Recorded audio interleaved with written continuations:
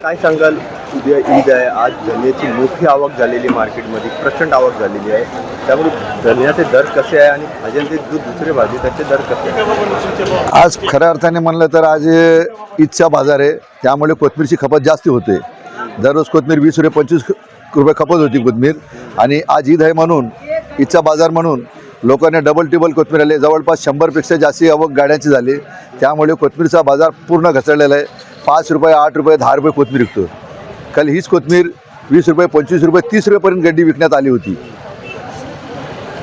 आणि दुसरे काय भाजी जे त्याच्यामध्ये दर वाढणार, किंवा ईद आहे, ईदमध्ये मसाले वगैरे जास्त यूज करतात म्हणून काय दर घसरले का काय भाज्यांचे? ईदच्या बाजारमध्ये कोथमीर मिरची आला हे 3 वस्तू जास्ती खपतात, लिंबू, त्यामुळे कोथमीर डबल टिबल आले.